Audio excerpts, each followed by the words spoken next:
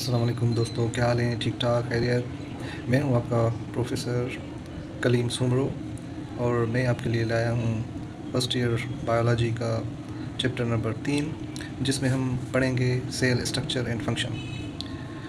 तो इसमें देखते हैं कि क्या है। आप यहाँ पे देखें, मेजर कॉन्सेप्ट्स में जो चीज़ें हमें पढ़नी है इस चैप्टर में वो कौन सी हैं। Techniques used in cell biology, cell wall and plasma membrane as boundary wall, cytoplasm and organelles, prokaryotic and eukaryotic cell. तो ये सारी चीज़ें जो हैं वन बाय वन पढ़ेंगे। बिस्मिल्लाहिर्रहमानिर्रहीम। अस्सलाम वालेकुम डियर फ्रेंड्स, मैं हूँ आपका प्रोफेसर कलीमुल्लाह सुमरो। आज हम जो है फर्स्ट ईयर बायोलॉजी का चैप्टर नंबर 3 स्टार्ट कर रहे हैं और इसको हम जो है वो लेक्चर 1 कंसिडर करते हैं। तो chapter number 3 Sindh text book board. तो इसमें चैप्टर का नाम है सेल स्ट्रक्चर एंड फंक्शन। तो सबसे पहले हम जो है वो डेफिनेशन लिखते हैं। सेल की डेफिनेशन क्या है। आप शुरू से ही मुख्तलिफ क्लासेस में यानी 9th 10th में सेल के बारे में आपने पढ़ा होगा, लेकिन फिर भी हम जो है इसकी डेफिनेशन लिखते हैं। सेल की डेफिनेशन क्या है? Cell is the basic structural and functional unit of life. ठीक है, पहली सिंपल डेफिनेशन ये हो गई। या इसके अलावा सेल की दूसरी जो डेफिनेशन है, cell is a small entity in which life exists। ये भी एक डेफिनेशन है सेल की। इसके अलावा सेल की तीसरी जो डेफिनेशन है वो है cell is the aggregation of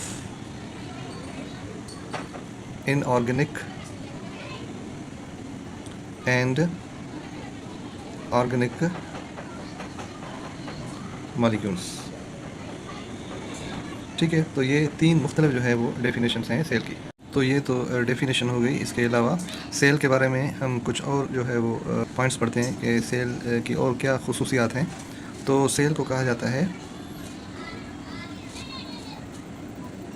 building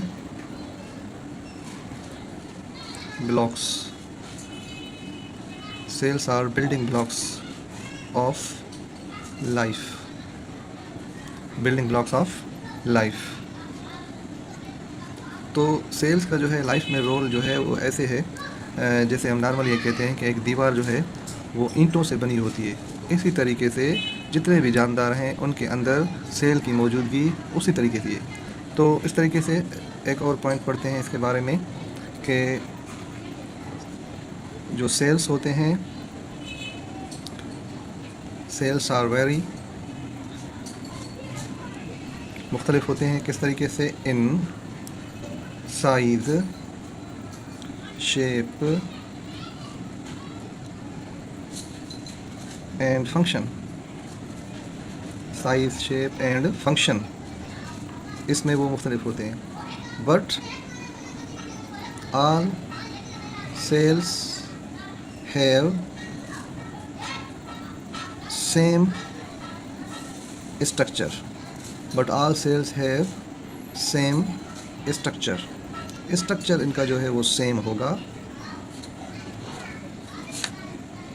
कौन सा सेम होगा? ऑल सेल्स कंटेन,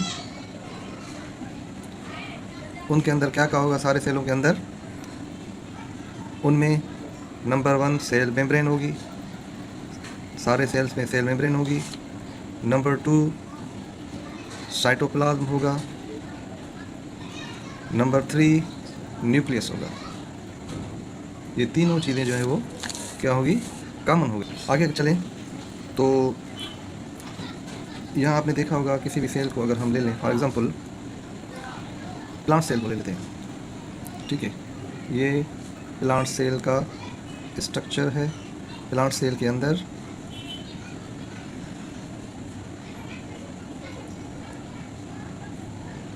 ये प्लांट सेल हो गया।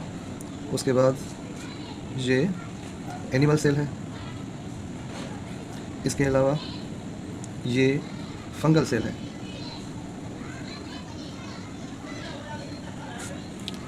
अब इन पे देखेंगे कॉमन चीज़ें कौन कौन सी हैं। कॉमन चीज़ें ये है, देखिए ये सेल मेम्ब्रेन इसमें भी है, ये सेल मेम्ब्रेन इसमें भी है। उसके बाद सेकंड नंबर पे ये है इसका साइटोप्लाज्म, ये इसका साइटोप्लाज्म। इसके बाद ये न्यूक्लियस है, ये इसका न्यूक्लियस है। इस तरीके से इसमें भी ऐसे ही देखें तो यहाँ पे भी आपको ऐसे ही चीज़ नजर आएगी। यानी ये है प्लांट सेल, ये है एनिमल सेल और ये है फंगल सेल। ठीक है। अगर फिर बैक्टीरिया को देखें तो ये बैक्टीरियल सेल है। बैक्टीरियल सेल में भी आपको वही पार्ट्स नज़र आएंगे बाहर वाला। ये होगा सेल मेम्ब्रेन, ये हो गया साइटोप्लाज्म और इसके अंदर ये जो है क्या है, न्यूक्लियर, ये है न्यूक्लियोइड। इसका क्योंकि ट्रू न्यूक्लियस नहीं होता तो इसलिए इसको बोलते हैं न्यूक्लियोइड। तो इस तरीके से आपने देखा कि इनमें जो है वो डिफरेंस क्या डिफरेंस आता है। वैसे शेप्स जो है हर एक की मुख्तलिफ है, साइज़ भी हर एक की मुख्तलिफ है, लेकिन स्ट्रक्चर में ये तीनों चीज़ें जो हैं जो ऊपर हम पढ़ के आए हैं ये सेम होंगी। साइटोप्लाज्म हर एक में होगा, सेल मेम्ब्रेन हर एक में होगी और न्यूक्लियस हर एक में होगा। तो इस तरीके से आगे cells are classified into two main types। Main जो हैं टाइप्स हैं वो कौन से हैं? पहला नंबर है प्रोकैरियोट कौन सा सेल होता है?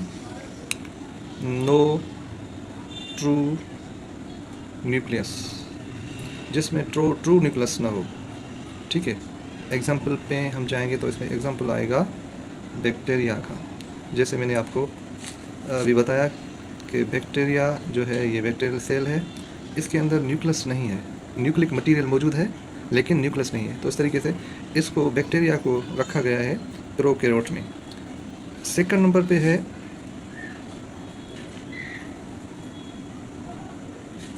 यूकैरियोटिक। ठीक है।